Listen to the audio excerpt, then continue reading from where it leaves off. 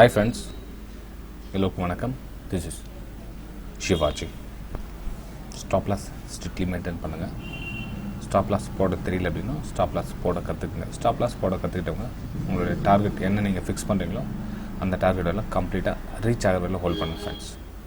Okay friends, இந்த video போகிறதுக்கு முன்னாடி என்னுடைய சப்ஸ்கிரைபர்ஸ் வியூவர்ஸ் ஃப்ரெண்ட்ஸ் எல்லோருக்கும் என்ன அந்த நன்றிகளை தெரிவிச்சுக்கணும். இந்த வீடியோக்கு ஃப்ரீ டெலிகிராம் சேனல் லிங்க் கொடுத்துருக்க பாருங்கள். உங்களுக்கு யூஸ்ஃபுல்லாக இருந்தால் நீங்கள் ஜாயின் பண்ணிக்கலாம். இல்லை என்னோடய ப்ரைம் டெலிகிராம் சேனலில் ஜாயின் பண்ண விருப்பப்பட்டீங்கன்னா $6.99 per month பே பண்ணியும் ஜாயின் பண்ணிக்கலாம். இல்லை கீழே கொடுத்து லிங்க் மூலிமா நீங்கள் அக்கௌண்ட் ஓப்பன் பண்ணியும் ஜாயின் பண்ணிக்கலாம். ஓகே, அந்த 4 லிங்க் கொடுத்துருப்பாங்க. Fyers, Alice Blue, Upstox, Angel program, இந்த எந்த லிங்க்லேருந்து நீங்கள் ஓப்பன் பண்ணாலும் நீங்கள் ஃப்ரீயாக ஜாயின் பண்ணிக்கலாம் ஃப்ரெண்ட்ஸ். இல்லை $6.99 பே பண்ணி ஜாயின் பண்ணிக்கலாம். ஓகே ஃப்ரெண்ட்ஸ், நிஃப்டி 50 நம்ம பார்த்தோம். நேற்று வந்து சார்ட் சரியாக அமையாக இந்த லைவில் வந்து டெக்னிக் விஷயம்லாம் இந்த ஸ்டாப் பண்ணிட்டு லைவ் நேற்று. இன்றைக்கி மார்க்கெட் வந்து ஆல்மோஸ்ட் ப்ரீ ஓப்பன் வந்து கம்ப்ளீட்டாக ஃபினிஷ் ஆகிடுச்சு. இந்த இடத்துல வந்து 2 ரீசன்ஸ் நமக்கு கிடைக்குது. ஓகேங்களா? ஸோ ஒரு லெவல் வந்து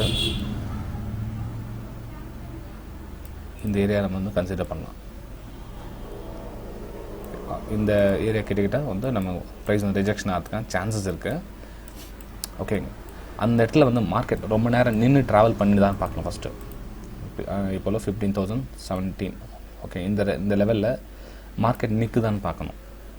ஒருவேளை மார்க்கெட் ரொம்ப நேரம் ஒரு க்ரீன் கேண்டலோட சாலிடாக க்ளோசிங் கொடுத்து ஒரு 10 நிமிஷம் நின்றுச்சு அப்படின்னா நம்ம அகைன் இந்த லெவல் பிரேக் பண்ணி மேலே போகிறதுக்கான சினாரியோ பார்க்கலாம்.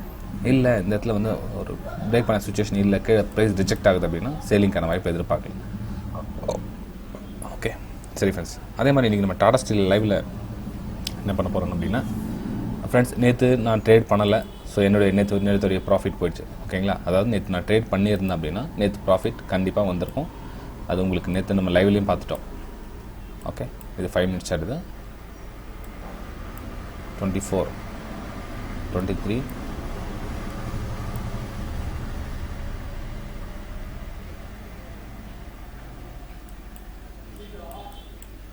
ரிஃப்ரெஷ் கொடுத்தாரு.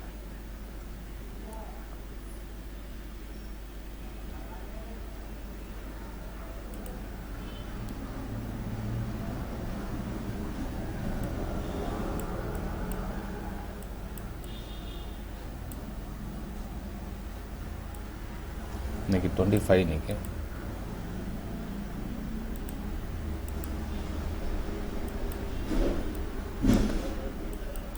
நேற்று ட்ரா பண்ணி வச்சு இன்னைக்கு சார்ட் காமிக்கல ஸ்க்ரீனில். ஓகே, நேற்று வந்து ப்ராஃபிட் வந்துச்சு. ஓகேங்களா?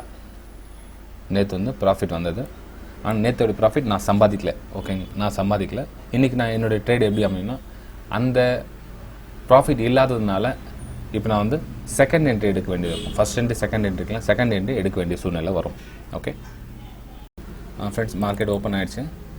நம்ம நினச்ச மாதிரி ஒரு பாசிட்டிவ் ரேஞ்சில் போயிட்டுருக்கு. மேலே க்ளோசிங் கொடுக்குதா இல்லைன்னு தெரியல. மார்க்கெட் இப்போ ஜஸ்ட் 2 மினிட்ஸ் ஆச்சு மார்க்கெட் ஓப்பன் ஆகிட்டு. 24th டேட்டா சரியாக ஓப்பன் ஆனால சின்ன கன்ஃபியூஸ் வேறு எதுவும் இல்லை. பார்க்கலாம் ஃபஸ்ட். ஆல்மோஸ்ட் ரெஜிஸ்ட்ரேஷன் சரியாக அந்த ஏரியாவில் ட்ராவல் பண்ணிட்டு பார்த்தீங்கன்னு தெரியும்.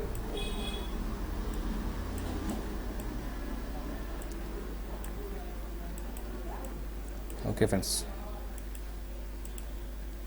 ஒருவேளை ரிஜெக்ஷன் ஆச்சுன்னா நம்ம சின்ன ஸ்டாப் லாஸோட வெளியே வந்துடும். 8.5. Okay, 8 rupees. டார்கெட் வந்து ஒரு 10 பாயிண்ட்ஸ் வைக்கலாம். ஓகே,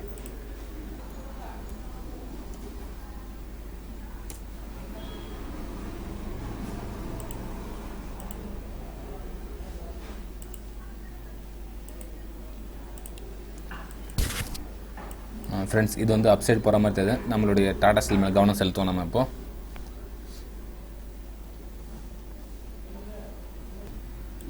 பார்க்கலாம் 5th கேண்டில் என்ன கண்டிஷனுக்கு அமைதுன்னு பார்க்கலாம்.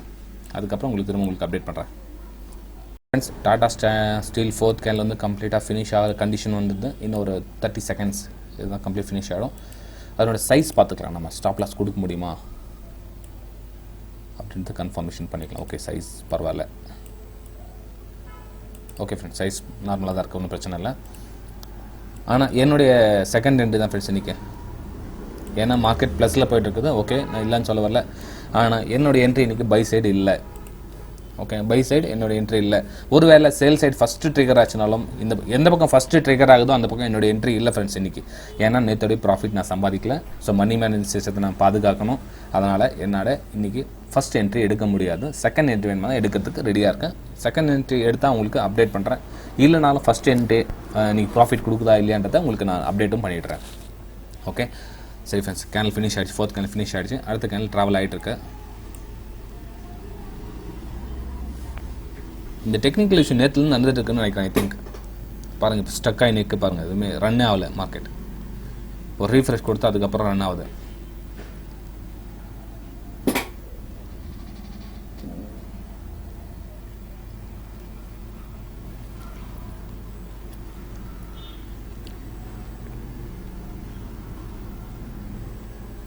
மார்க்கெட் நல்ல ஒரு பாசிட்டிவில் போய் திரும்பிடுச்சு. பேங்க் நிஃப்டி நல்ல ஒரு ரிகவர். அவன் டாடா ஸ்டீல் மேலே கவனம் செலுத்துவோம்.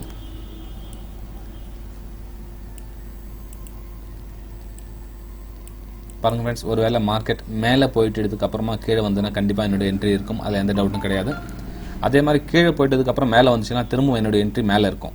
ஆனால் ஒரே ஒரு சைடு தான் என்னோடய என்ட்ரி இருக்கும் அதில் ஃபோர்த் கேனில். ஏன்னா நான் ஆல்ரெடி ரீசன் சொல்லிட்டேன். இது மாதிரி தான் நீங்களும் ஃபாலோ பண்ணணும். அக்ரெசிவாக ட்ரேட் பண்ணக்கூடாது. ட்ரேட் பண்ணியே பண்ணணும். இப்போ நம்ம ஒரு லட்சம் கையில் வச்சுருக்கோம். ஏதாச்சும் ஒன்று பண்ணலாம். அப்படி பண்ணக்கூடாது. இதை தான் பண்ணணும், இப்படி தான் பண்ணணும். ஒருவேளை உங்களுக்கு அந்த டாடல் ஸ்டீல் ஃபோர்த் கேனில் வந்து உங்களுக்கு பெரிய சைஸ் அமைஞ்சிச்சு, 10 ரூபா 12 ரூபா போயிடுச்சுன்னா என்ன பண்ணுவீங்க? இப்போ அதுக்குன்னு 5th கேனில் போயிடுவீங்களா, இல்லை 3rd கேனில் போயிடுவீங்களா, இல்லை 6th கேனில் போயிடுவீங்களா? கண்டிப்பாக கிடையாது. நோ ட்ரேட். ஒன்று புரிஞ்சுங்க ஃப்ரெண்ட்ஸ், சிம்பிள் ஸ்ட்ராட்டஜியை சிம்பிளாக வைங்க, நல்லா சம்பாதிங்க. ரொம்ப அதிகமாக டென்ஷன் எடுத்துன்னு எல்லா ஸ்டாக்ஸையும் வாட்ச் பண்ணிவிட்டு எல்லா இருக்கிறதெல்லாம் போட்டு மூளையை ரொப்பிட்டு ரொம்ப கஷ்டப்பட்டு ட்ரேட் பண்ணாதீங்க.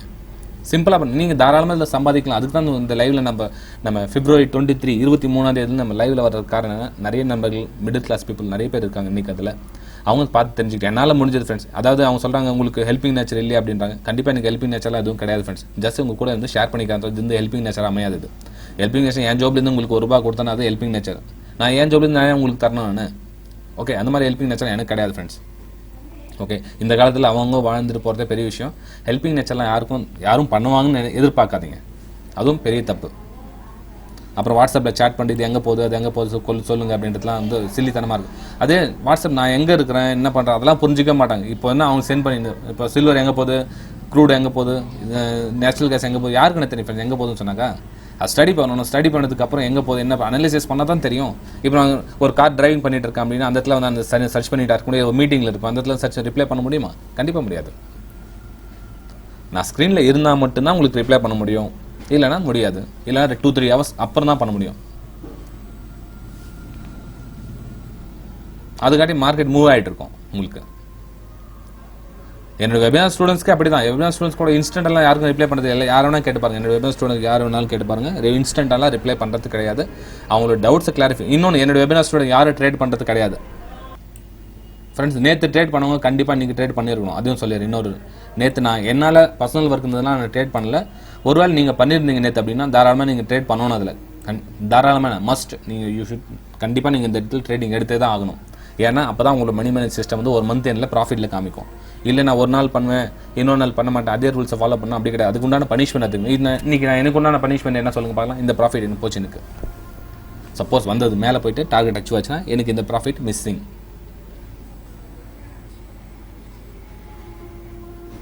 அப்போ உங்களுக்கு சொல்லியிருந்தேன், என்னோடய வெபினார் ஸ்டூடெண்ட் யாரும் இன்னும் 3 monthsக்கு ட்ரேடிங் பண்ணவும் மாட்டாங்க.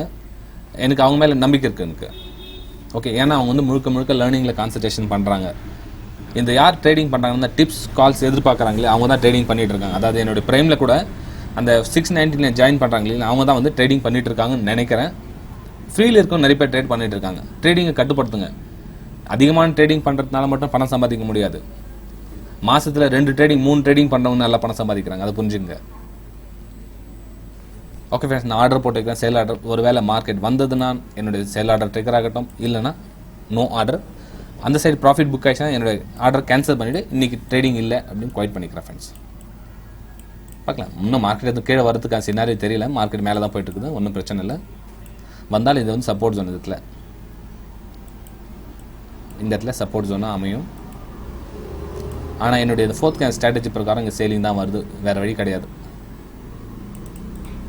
ஓகேங்களா. இந்த சப்போர்ட் ஜோனை ஆனால் ஃபோர்த் கேண்டில் பொறுத்தவரைக்கும் சேலிங்கான சினாரியோ வருது. வெயிட் பண்ணி பார்ப்போம் ஃப்ரெண்ட்ஸ்.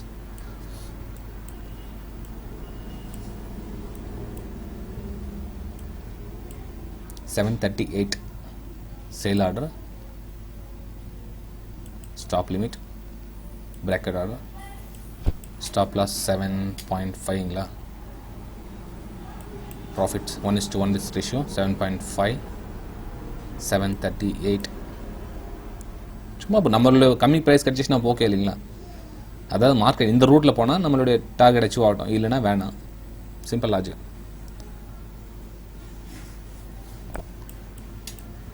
50 குவான்டிட்டி. குவான்டிட்டி கூட ஏன் உங்களுக்கு கம்மியாக காமிக்குன்னா இதுவும் உங்களுக்கு மைண்டில் வரணும்.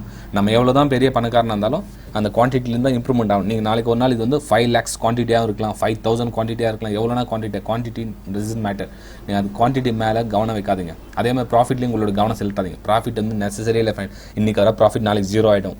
ஓகே, ப்ராஃபிட் மேலே கவனத்தை வைக்காதீங்க தயவு செஞ்சு சொல்கிறேன். அதுக்கு தான் ஒரு லாஸ்ட் வீடியோ போட்டுருந்தேன், don't watch your profit screen போட்டுருந்தேன். ஏன்னா ப்ராஃபிட் ஸ்க்ரீன் எப்போல்லாம் நீங்கள் பார்க்குறீங்களோ நீங்கள் வந்து ஒரு போதைக்கு அடிமை ஆகிடுறீங்க.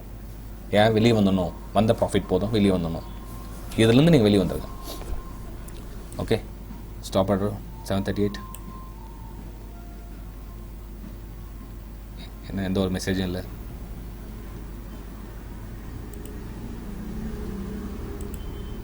என்னாச்சு?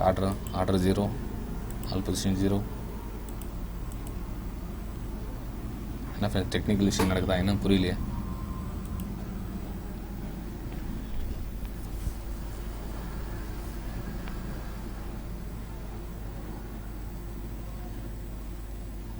ஒரு சில டைம் இந்த ஃபயர்ஸ் பிளாட்ஃபார்ம் கூட சில டைமில் ரொம்ப டென்ஷன் பண்ணி விட்டுரும். இப்போ ஒரு சில கேட்பாங்க, சார் எந்த சார் பிளாட்ஃபார்ம் நல்லா இருக்குதுன்னு சொல்லுங்க. அது எதை நம்பி நம்மள யாரும் எதுவும் சொல்லவும் முடியறதில்ல. இப்போலாம் இவங்க தான் நல்ல ட்ரேடர், அவங்க தான் நல்ல புரோக்கர். ஏன்னா நம்ம மேலே வந்துடுது, சார் நீங்கள் தான் சார் சொன்னீங்க அந்த புரோக்கர் நல்ல புரோக்கர்னு. அந்த டைமில் அப்படி தெரியுறாங்க நமக்கு அவங்க. என்ன சார்ட்டர் கொடுத்துமா இல்லையா? நம்ம ஃபண்ட்ஸ் எனக்கு கம்மியாக இருக்குதுங்களா? இல்லை, அதுவும் அப்படி தான் ரெடியூஸ் ஆகலை. அட்லீஸ்ட் ஆர்டர் ரிஜெக்டட் மெசேஜ் அது வரணும் இல்லைங்களா?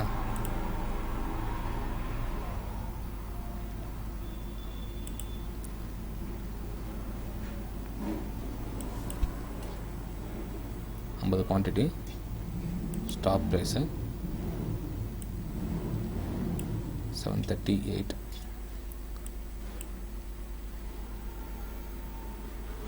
8 வச்சுக்கலாம். 8 profit, quantity 730 below sale. Okay, இப்போ காமிக்கிட்டு பாருங்கள். ஓகே ஃப்ரெண்ட்ஸ், நம்ம செகண்ட் என்ட்ரி ஆர்டர் போட்டிருக்கோம். ஒரு வேளை நமக்கு செகண்ட் என்ட்ரி ப்ரைஸ் கிடைச்சதுன்னா சேல் பண்ணுறோம், இல்லையா இல்லை இக்னோர் பண்ணிவிடுங்க, no trade.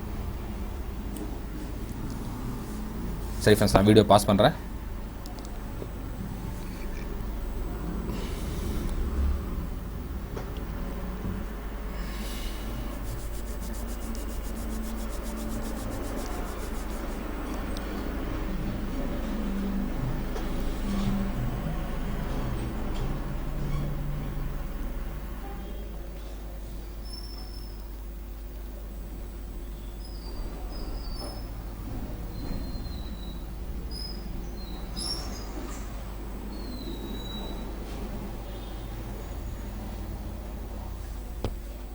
Friends, Tata steel price வந்து பாசிட்டிவ் சைட் போயிட்டுருக்குது. அதாவது நம்மளுடைய என்ட்ரி இருந்திருந்த அப்பர் சைடு இருந்தால் கன்ஃபார்மாக ப்ராஃபிட் வந்திருக்கும். அதுக்கு தான் சொல்லிட்டு யூனிஃபார்மாக பண்ணுங்கள், ரெகுலராக பண்ணுங்கள். நான் பண்ணாததுக்கு காரணம் என்னன்னாக்கா நேற்றுடைய ப்ராஃபிட் மிஸ் ஆகிடுச்சு. அதனால் அந்த பனிஷ்மெண்ட்டுக்காக ஒன் சைடு என்ட்ரி கேன்சல் ஆகிடுச்சு. செகண்ட் என்ட்ரிக்காக வெயிட் பண்ணியிருக்கேன்.